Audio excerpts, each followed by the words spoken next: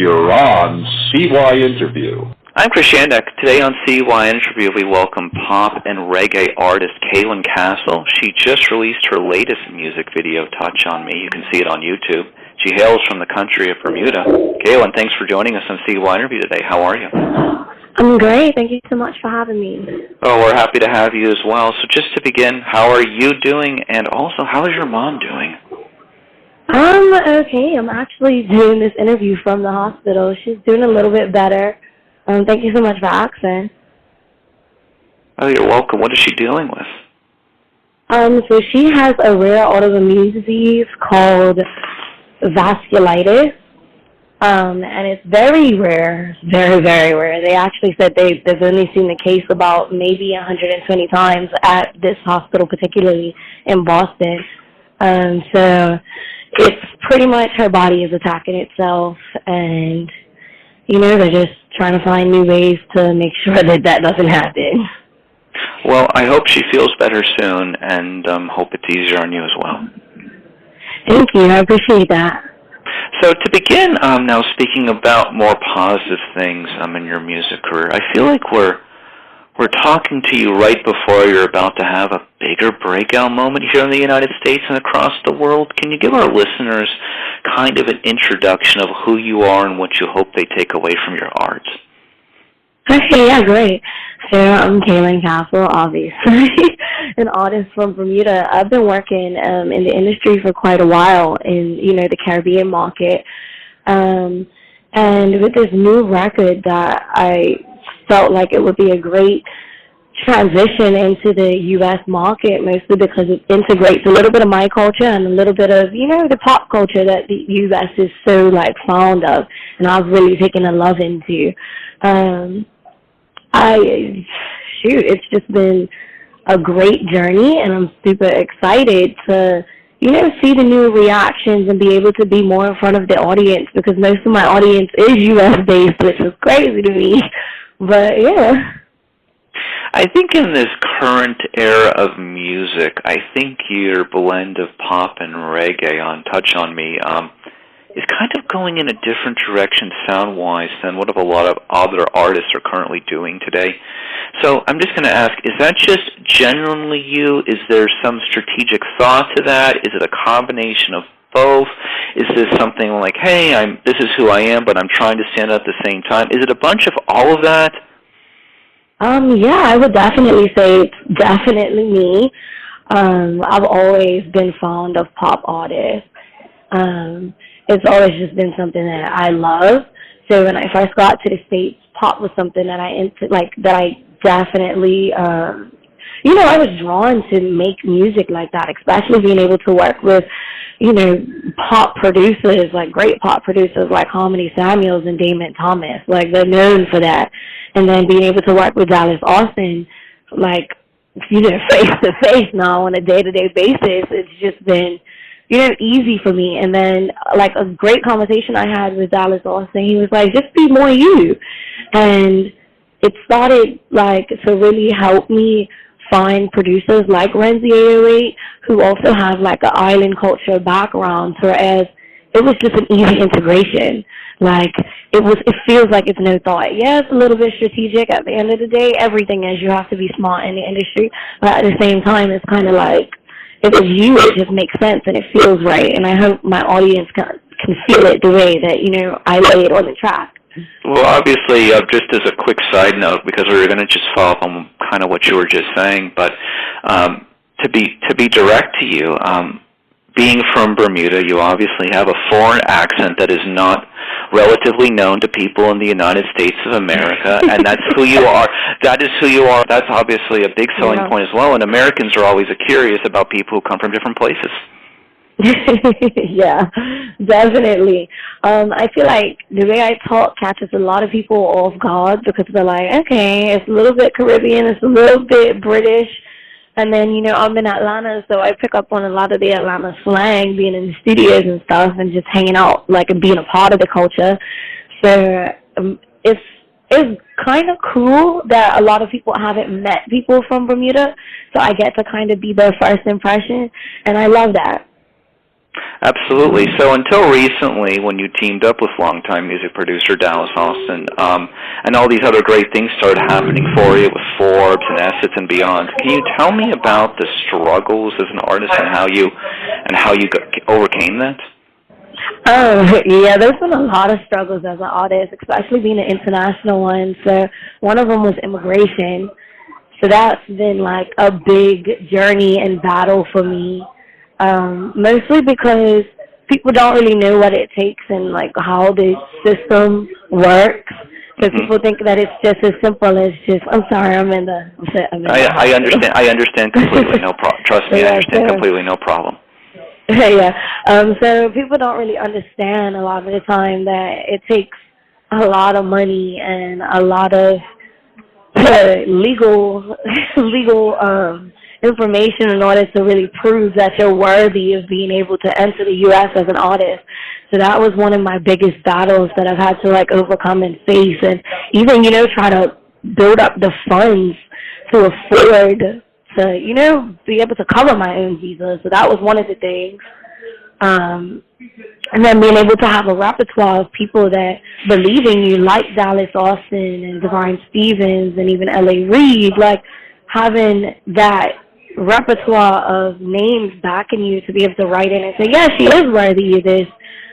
So there was that. And then another struggle was definitely, trying to build the funds. At one point, it was like, everyone has that struggling artist moment, but I've been blessed to, jump on the internet and kind of do my thing, and I've never really had to stray away from being an artist. I've always jumped on the internet and sang, and that gave me a platform to be able to build up funds to afford stuff like that.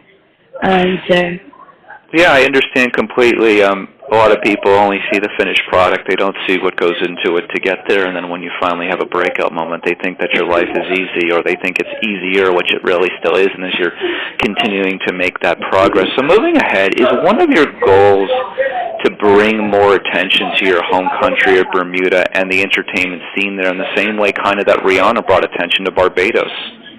Yeah, definitely. Bermuda is such a beautiful country, and not only is the scenery being beautiful, the people are just as beautiful and talented on top of that. I really would love to, be able to drive more of a tourism base there. Like, they have the tourism going, but people don't understand that it's actually, it's not as picture perfect as people make it seem. Like, They make it seem like it's only for rich people to travel there and have a good time. And that's not really the case. Like, Bermuda, the average person can go there and enjoy the country. They just don't know that. So I've been glad to be able to, show bits and parts of my country when I am home. Yeah, I would love to be that face for the country. Is this maybe the beginning of Bermuda's moment to be more recognized by the United States on an entertainment basis and, as you say, a tourism basis? Definitely. I would definitely say that. I would mostly say that because this year, especially, I've received a lot of support from my country, especially government-wise, when I was trying to, make that final push to get my visa. The premier, which is like our president in our country, that's the only comparison I know how to make, he actually was in big support, and he actually wrote out for me to be able to get my visa. So I would hope that this is, a step in the right direction to get more recognition to the Bermuda tourism and stuff. So moving forward here, CYInterview is based in Las Vegas, the entertainment capital of the world. Is there any chance we'll see you here in Las Vegas soon? I know a few venues that your genre of music would definitely fit in. Lots of artists come here to perform. Are you planning to tour places in America, perform in places in America, and maybe we'll even see you here soon? Oh, definitely. I actually love Vegas. I did a writing camp there a few years ago with one of the labels. So I would love to come back to Vegas. And I know they would love my music out there, because when I was out there, I was like, okay, this is different. This is poppy. This is everything I needed to be in the entertainment industry. But yeah, I am planning to tour as well, so we'll see. The reality of what it comes down to is there's so many different venues here that most people don't even know about. So there's always a venue for live entertainment and someone who's an upcoming star to work in. So what else is upcoming for you? So I'm actually about to partner with one of Dallas Austin's other companies. I'm not going to say which. And we have some great music ready to drop. Dallas has a lot of big plans for, partnering and making something shake. So I don't want to say too much. Is it fair to say that you're going to probably go in a direction of mixing pop and reggae on most of your music, or do you think that there's going to be a road for you to do those two different separate genres in collaboration? I think there's going to be a road for me to do both. I do plan on, just mixing it when it feels natural, but I do see it kind of being two separate lanes, but integrated when it's time. What do you want people to know about you away from your art?